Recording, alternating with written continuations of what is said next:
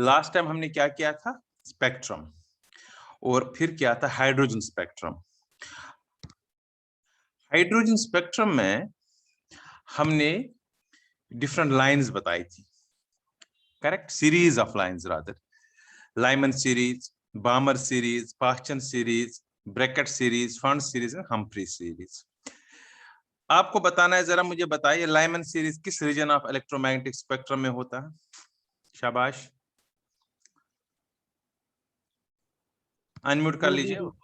Ultraviolet region. Right, it is. तो only series बताइए which is present in the visible region. शाबाश, Balmer series, yes, Balmer series को बोलते हैं, ये होता है साइलेंट बामर सीरीज। और बाकी सीरीज है वो सिर्फ उसी टाइम आप अनम्यूट किया करो जब उसको बोलना होता, बाकी आप म्यूट किया करो। बाकी सारी सीरीज होती है infrared reason of electromagnetic spectrum, right. अब हम इन सीरीज के लिए देख लीजिए, मैं पहले एक सिंपल बताता हूं। एक न्यूक्लियस है ये एटम का, हाइड्रोजन एटम का। ये सपोज लेट अस सपोज ये फर्स्ट एनर्जी लेवल है, यहां से जंप किया इलेक्ट्रॉन, जब इसने एनर्जी गेन की यहां आ गया, करेक्ट। इसने यहां से जंप करके यहां पर पहुंच गया, then it comes back, suppose ये वापस आया इसी लेवल पर। तो जो चेंज इन एनर्जी है, एनर्जी जो ये इमिट करेगा वो किसके बराबर होगा? सपोज यहाँ एनर्जी E1 है, यहाँ एनर्जी E2 है, तो delta E loss of energy, change in energy, that is यहाँ पर energy emitted is equal to E2 minus E1। ये हमने बोर्स मॉडल ऑफ एटम में भी बताया था, करेक्ट। अब इस एनर्जी, जब इस एनर्जी को हम प्रिज्म में पास करें तो एक लाइन बन सकती है, एक जगह पर उसका इफेक्ट होगा ऑन द फोटोग्राफिक प्लेट और फिल्म, तो हम उसको एक लाइन मानते हैं। अब उसी लाइन की हमने आज एनर्जी निकालनी है। तो सबसे पहले मुझे बताओ आप, जो हमें किया हुआ है energy of an electron in an energy level के लिए कुछ फॉर्मूला बताई थी, 3 फॉर्मूला थी, मैं एक लेता हूं, जरा बताइए, याद आ रहा है? -2.18 10 पावर माइनस, याद कर लो, शाबाश, बताइए जल्दी। बताया था 18, फिर क्या बताया था? Z²/n², याद कर लीजिए। किस में था ये? जूल, शाबाश शाबाश शाबाश, जल्दी बोलो, जूल, हाँ,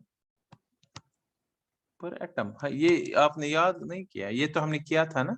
अगर मैं इसको दूसरे तरीके से बताता हूँ, -1312 Z²/n किलो जूल पर मोल। एक और बताया था -13.6 Z²/n² इलेक्ट्रॉन वोल्ट पर एटम। तो मैंने ये वाली फॉर्मूला ली, राइट। अगर इसमें मैं लेट करूं, देखो बेटा ध्यान से, जो ये 2.18 × 10⁻18 जो है, इसको अगर मैं 2.18 × 10⁻18, ये कांस्टेंट हर एक में के लिए है, ये वैल्यू, इसको मैं रिडबर्ग्स कांस्टेंट मानूं। क्या मानूं? रिडबर्ग्स कांस्टेंट इसको हम मान के चलते हैं, RH इसको हम बोलते हैं, याद रहे। क्या है इसका नाम? RH, Rydberg's constant. मैं लिखूंगा यहां पर, आप सुन पा रहे हो ना सारे? चुपचाप मत बैठो। Yes sir. हाँ, रिडबर्ग्स कांस्टेंट है ये। तो अगर ये रिडबर्ग्स कांस्टेंट है, आप फिर बता सकते हो ऊपर वाली फॉर्मूला में क्या आएगा फिर कांस्टेंट लेके।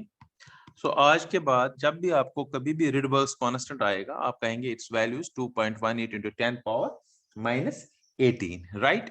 जरा बताओ, आप इस पार्ट के बदले में रिडबर्ग्स कांस्टेंट लगा रहा हूं, अभी मैं जस्ट एन आइडिया दे रहा हूं करना क्या हमने। तो क्या आएगा? -RH Rydberg's constant Z²/n², right. ये कहां पर ये एनर्जी है? किसी भी एनर्जी लेवल में। अच्छा मुझे बताओ, अगर मैं इस फॉर्मूला को अप्लाई करूं फर्स्ट एनर्जी लेवल में, तो n के बदले क्या लिखेंगे? n इज एनर्जी लेवल, पहला 1 2 3 4 ऑर्बिट, 1 2 3 4। तो अगर जो मैंने यहां पर बताया था E1, इस E1 किसके बराबर है? E1, फिर जरा इसको देख लो, E1 फिर बराबर है, इसी फॉर्मूला को अप्लाई करेंगे। Energy in first energy level किसके बराबर है? माइनस रिडबर्ग्स कांस्टेंट Z तो वैसे हाइड्रोजन का 1 है, लेकिन अगर हीलियम प्लस होगा, लिथियम होगा, तब तो चेंज हो जाएगा, ये हमें पता है। बताओ डिवाइड क्या है, ये देख लो, n स्क्वायर, n क्या है 1 स्क्वायर है ना, करेक्ट, या यहाँ पर n1, इसको मैं n1 मानू एनर्जी लेवल, इसको मैं n2 मानू, तो n1 का स्क्वायर। और बताओ यही एनर्जी इस इलेक्ट्रॉन की सेकंड एनर्जी लेवल में क्या होगी, जिसको हमें E2 बताया। शाबाश, E2 किसके बराबर आएगा, बोलिए शाबाश। Rydberg constant into z square upon क्या आएगा, n2 का स्क्वायर। n2 का स्क्वायर। शाबाश। अगर इन्हीं दो में अब मैं यही चीज डेल्टा E बताऊं किसके बराबर होगा, E2 माइनस E1, राइट, होगा ना। अगर मैं अब इस यस सर। Yes sir. अब मैं इसी को करूं यहाँ पर साइड में, डेल्टा E किस निकालूं मैं, एनर्जी, क्योंकि मुझे ना एक्स, ये बड़ा महत्वपूर्ण है for entrance point of, very important. देखो अब डेल्टा E हमें पता है ना, E2 माइनस E1 है। अब बताओ डेल्टा E किसके बराबर आएगा, E2 क्या है, RH Z square upon N2 का स्क्वायर, n2 का स्क्वायर। माइनस फॉर्मूला का, फिर क्या लिखेंगे माइनस फॉर्मूला, E1 किसके बराबर है, माइनस RH माइनस तो साइन कन्वेंशन है, मैंने कहा energy of electron upon minus, n1 का होल स्क्वायर। शाबाश।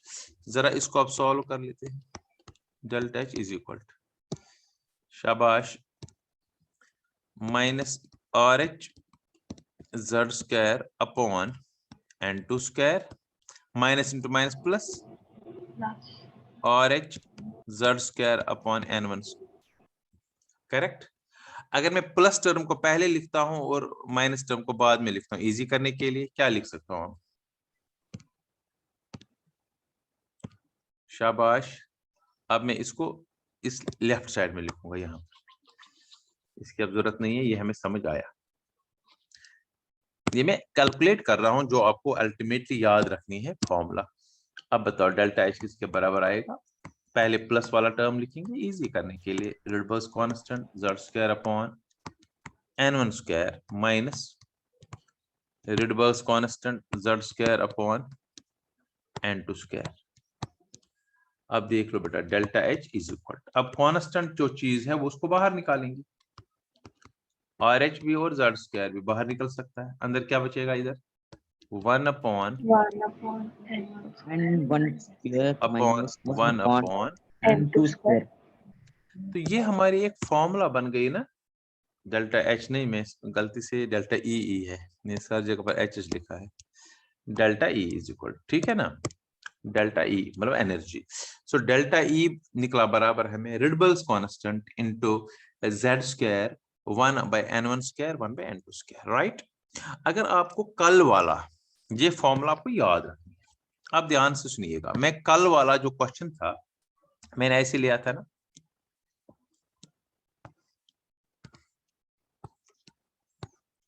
सपोज मैंने कोई भी लाइन, सपोज यहां से लाइन आती, फिर मैंने कहा 6 से भी, फिर कहना 5 से 1 तक, 4 से 3 से 2, ये 1 2 3 4 5 6 7, ये लाइमन सीरीज है, राइट। अब मैं बताऊंगा लाइमन सीरीज में जो एनर्जी इमिट होती है, जो लाइन बनती है इलेक्ट्रॉन का 7 से 1 तक आने में, तो ज्यादा एनर्जी होगी, ये एनर्जी है। तो वो एनर्जी जरा निकाल के दे दो, निकाल सकते हो कितनी एनर्जी है इस लाइन की, जो ये एनर्जी इमिट करेगा ये electron when it comes from 7 to 1। तो यही फॉर्मूला यूज करेंगे ना, यही फॉर्मूला यूज करेंगे जो अभी हमने ये फॉर्मूला बनाई, ये वाली फॉर्मूला। N1 है 1 और N2 के बदले क्या लेंगे 7, क्योंकि 7 से आ गए ना, और Z अगर हाइड्रोजन है तो 1 लेंगे। रिडबर्ग कांस्टेंट पता है हमें 2.18 into 10 power minus 18, energy joules में निकल जाएगी, समझ आ रहा है ना। तो आज सबसे पहली फॉर्मूला हमने क्या की है जो आपको अब याद रखनी है, किसी भी स्पेक्ट्रल लाइन, कोई भी स्पेक्ट्रल, अगर मैं आज कहूं electron is coming from third energy level to in the Lyman series, मतलब 1 में उस ये इलेक्ट्रॉन कितनी एनर्जी इमिट करेगा, निकाल सकते हो? मैं आपको कहूं calculate energy emitted by an electron when it comes from energy level 3 to energy level 1। कर सकते हैं या नहीं? बोलिए, शाबाश। फॉर्मूला क्या है उसके लिए? आप delta E equal to Rydberg constant, Rydberg constant Z square. Z अब पता होगा। अगर हाइड्रोजन एटम के लिए है तो 1 है, Yes, अगर sir. हीलियम प्लस के लिए तो 2 है, अगर लिथियम 2 प्लस के लिए तो 3 है, into 1 upon n1 square minus 1 upon n2 One square. and N2 square. Correct? यहाँ ये नहीं करना कि हायर से आ रहा है तो n2 square minus n1 square, नहीं, वो तो था, हमने वो कैलकुलेट करके फिर ये फॉर्मूला बना दिया, राइट? सो ये पहली फॉर्मूला जो आपको आज याद रखनी है। जो स्पेक्ट्रल लाइन, कोई भी स्पेक्ट्रल लाइन की अगर एनर्जी निकालने के लिए आ जाएगा, ये फॉर्मूला याद होनी चाहिए, चाहे आप कैलकुलेट करना आ जाए नहीं आ जाए। मैंने वो सिखाया कैसे होती है एनर्जी, फॉर्मूला से निकाला हमने जो बोहर्स मॉडल में दिया था, फिर उससे हमने किया था, फिर उसमें मैंने सब्स्टिट्यूट वैल्यू करके डेल्टा ई नॉट निकाल के डेल्टा ई निकाला ये फॉर्मूला से। तो कोई भी सबसे इंपॉर्टेंट, इसको आप नोट कर लीजिए अपने रफ पर, this is energy of an electron, energy of A spectral line. कोई भी स्पेक्ट्रल लाइन, सपोज मैं कह रहा हूं 3 से 2 तक, निकालो इसकी एनर्जी, तो फटाफट निकालेंगे आप सब कुछ। जरा एक क्वेश्चन कर देता हूं मैं यहां पर समझने के लिए। I am writing a question here, calculate, लिखो सारे बच्चे, शाबाश।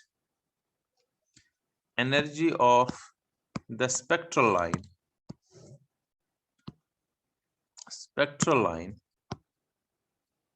formed when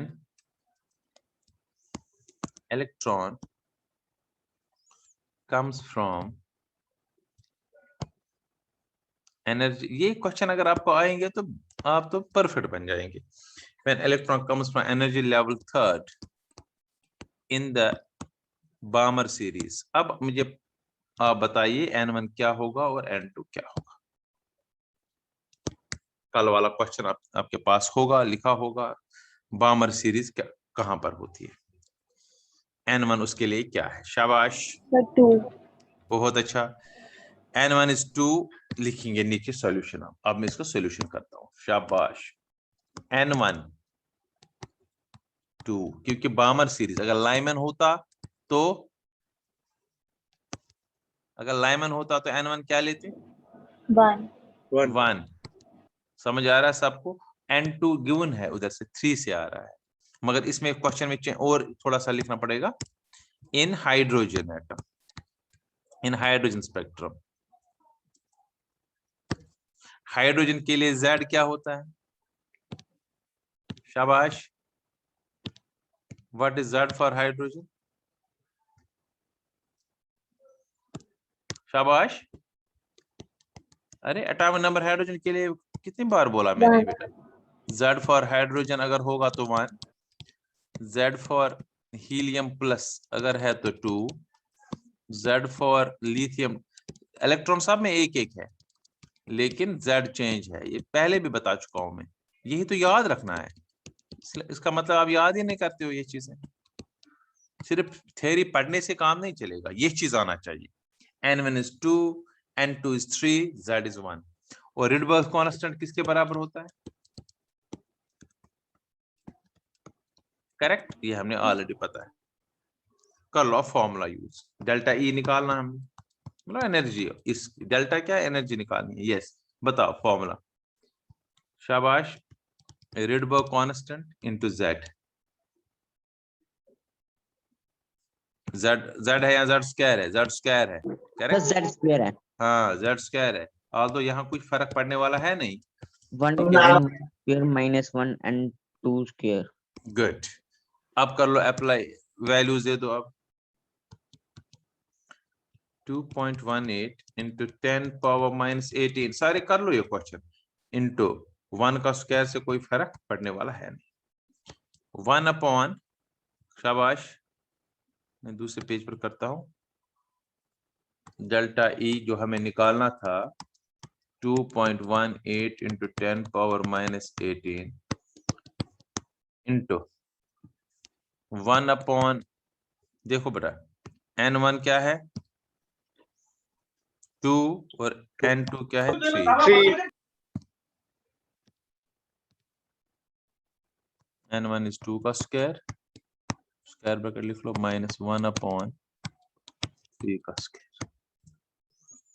सो इस स्पेक्ट्रल लाइन की एनर्जी हमें पता चल जाएगी 2.18 into 10 power minus 18 into 1 upon 4 minus 1 upon 9। शाबाश, सॉल्व कर लीजिए। 10 पावर माइनस 18 इंटू 9 माइनस 4 है ना, 5 अपॉन 36, करेक्ट। ठीक है बेटा, 9 हो ना क्रॉस मल्टीप्लिकेशन, 9 माइनस 4 अपॉन 36 मैंने किया। अब 5 से दे देंगे 10.9 अपॉन 36 इंटू 10 पावर माइनस 18, ये जूल में है क्योंकि जूल का वैल्यू दिया था। इसको मैं 109 बनाता हूँ, 109 अपॉन 36 इंटू 10 पावर आएगा माइनस 19 जूल। कल इसको सॉल्व, लगभग 3 आ गया, लगभग 3.00 कुछ आ जाएगा, तो 3.02। हाँ 3.02, यस, एग्जैक्ट देना चाहोगे तो 3.02 into 10 power minus 19 joule answer. So इसका मतलब है किसी भी स्पेक्ट्रल लाइन की एनर्जी, आज तो हमने सीखा how to calculate energy of any spectral line. ये समझ आया बेटा यहां तक? You have to remember this formula, सिर्फ ये फॉर्मूला मुझे चाहिए, ये हमेशा याद रखनी है।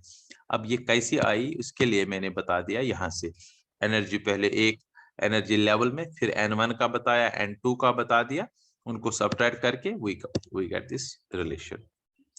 अब मुझे एक चीज और बताइए, अगर हमें अब दूसरे पार्ट पर मैं जा रहा हूं, very important part again.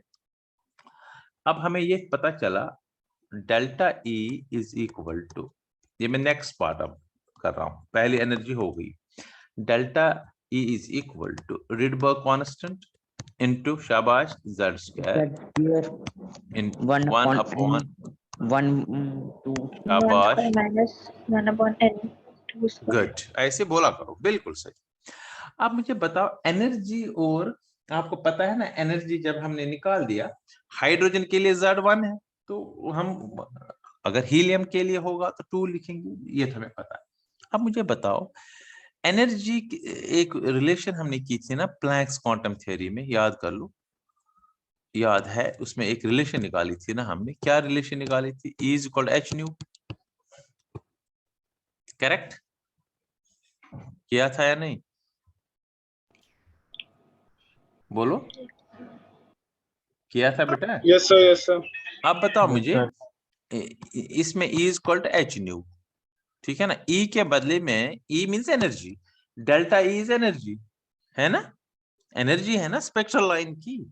Delta इसलिए हमने किया कि n2 से n1, मगर फिर जब निकल गई थी एनर्जी, करेक्ट।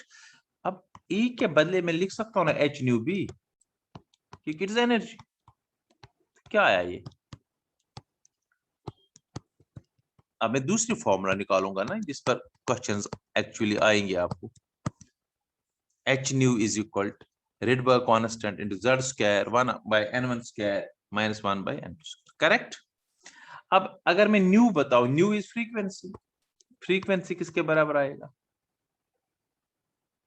करेक्ट, जरा बताओ फ्रीक्वेंसी अब किसके, Rydberg constant into z square upon h, अंदर क्या बचेगा 1 upon n1 square minus 1 upon n2 square, right. These are very important relations. Simply derive करने के लिए नहीं आएगा आपको कभी भी, आपको क्वेश्चन बेसिकली ये नहीं आएगा आप डिराइव करना, आपको बेटा क्वेश्चन आएगा formula based question, ultimately formula याद रखनी है। अब देखो यहाँ पर अगर मैं इसको न्यू इज इक्वल, देखो बेटा ध्यान से सुनिएगा, nu is equal to Rydberg constant का वैल्यू क्या है 2.18 into 10 पावर -18 पता है हमने, और h का वैल्यू भी हमें पता है। जरा कोई बता सकता है h का वैल्यू क्या है? शाबाश, प्लैंक्स कांस्टेंट बताया भी था, जूल सेकंड यूनिट है। इसने ये याद होना चाहिए 6.626 into 10 पावर -34 बेटा ये याद कर लो, जूल सेकंड, हाँ वो लिखने की जरूरत नहीं है, into Z square into Z square 1/n1 square -1/n2 square. Correct. इसको जब हम सॉल्व करेंगे, आप सॉल्व करेंगे इसको, पहली बात है 18 0 कैंसिल हो जाएंगे, 16 0 नीचे आ जाएंगे, जब 16 माइनस रहेगा नीचे वो ऊपर आएगा तो क्या बनेगा 10 का पावर 16। समझ आ रहा है ना? तो हमारे पास ये फॉर्मूला बन गई अब, nu is equal to, correct, बताओ ऊपर क्या है? शाबाश, 2.18 अपॉन 6.626 इंटू 10 पावर 16, 2.18 अपॉन शाबाश 6.626, yes 6.626 into 10 power -34 10 power -34। Frequency का यूनिट होता ना सेकंड इनवर्स या हर्ट्ज। अब देखो बेटा, ओ सॉरी 10 पावर -34 अपॉन क्या ना, वो कट गया ना, 10 पावर 16 आएगा ऊपर। तो देखो 18 0 कैंसिल हो गए बेटा, 18 और 18 0, यहाँ पर -16 बचा, जब ऊपर आएगा ये क्या बनेगा +16। हाँ, बाकी क्या होगा 7 Z square into 1/n1 square -1/n2 square. ये फॉर्मूला कल याद होनी चाहिए। 1 0 इसमें से, क्योंकि 2 को तो 6 से होगा नहीं, 1 0 यहाँ से इधर निकालेंगे तो क्या बनेगा ये फिर 21.8 upon 6.626 into 10 power 15 Z square into 1/n1 square -1/n2 square. Right.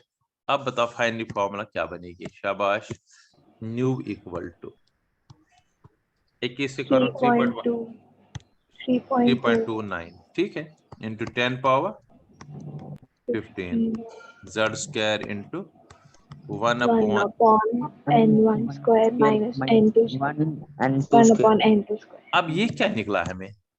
कोई बता सकता है ये जो मैंने निकाला ये क्या निकला? शाबाश, फ्रीक्वेंसी। किसकी फ्रीक्वेंसी?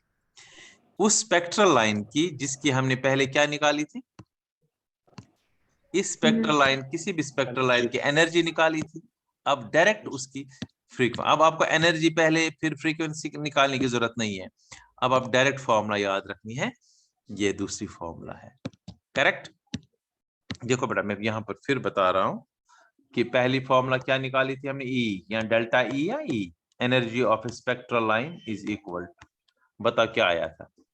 शाबाश,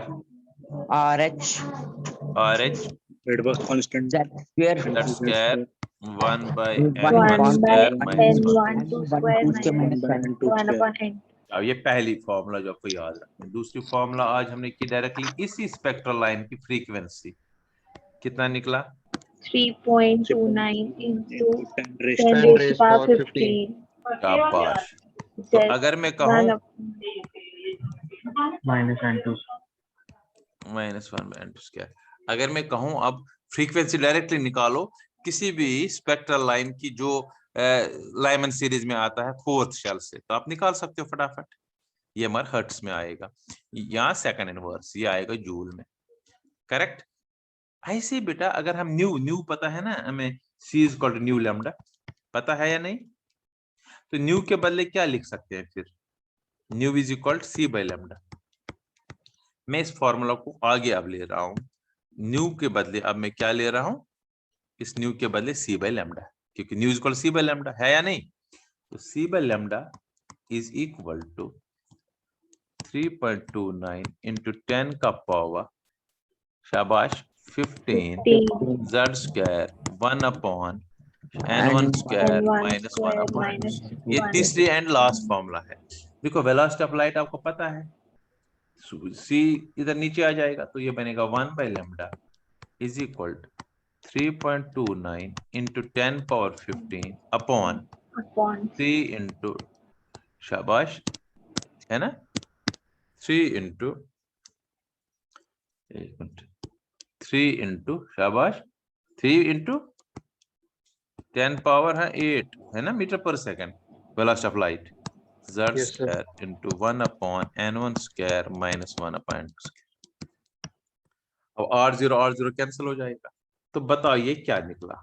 ये निकला, कर लो इसको सॉल्व, 1 पॉइंट, ठीक है ना, 1.09 0977, फिर अगर हम ज्यादा करेंगे into 10 power 7 7 z square into 1 upon n1 square minus n2 and मर ये किस में आया, याद रहे ये मीटर इनवर्स आएगा, इसका मीटर में आया वैल्यू इसका, correct, metre inverse 1 by lambda है ना, मीटर इनवर्स आएगा। ये हमें सेंटीमीटर में करना पड़ेगा क्योंकि 1 by lambda है ना, वेव नंबर, याद कर लो, है किसी को याद? मैंने कहा था ना, वेव नंबर की डेफिनेशन बताई थी, किसको याद है वेव नंबर?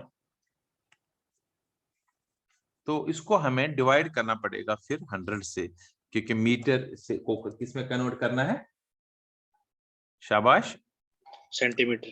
शाबाश, फिर कितना आएगा ये 10 का पावर 5, 10 का पावर 5 से जब इसको मल्टीप्लाई करेंगे 1.0977 को, ये कितना बनेगा? तो ये बनेगा 1 by lambda इज इक्वल 1.0977, 5 से 1.0977 आ गया टोटल में, क्योंकि या इसको 10 पावर 2 से किया, क्योंकि मीटर को सेंटीमीटर बनाएंगे, 2 कैंसिल, 5 से इसको डिवाइड करेंगे, 5 से इसको मल्टीप्लाई करेंगे, 1.1 यहाँ पर 6 भी था वैसे, 1.09677 का एग्जैक्ट आता, 1.09967 z square 1 upon n1 square minus 1 upon n2 square, मगर क्या है ये सेंटीमीटर इनवर्स। सेंटीमीटर। तो ये 3 फॉर्मूला आपको याद करनी है आज, कल मैं इसके बेस पर क्वेश्चंस आपको कराता हूँ।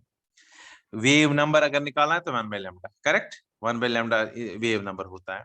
तो 3 फॉर्मूला, तो जो यहाँ पर हमने ये 2 फॉर्मूला लिखी थी, ये अब तीसरी फॉर्मूला है 1 by lambda की, 1 by lambda is equal 1099677, z square तो है ये साथ, वो तो इसके साथ भी है 1 by n1 square minus 1 by n2 square, right. 1 minute के लिए फिर दोबारा से कनेक्ट हो जाएंगे, फिर मैं इसको अच्छी तरह से लिखता हूँ, फिर मैं बताऊंगा काम कल क्या है।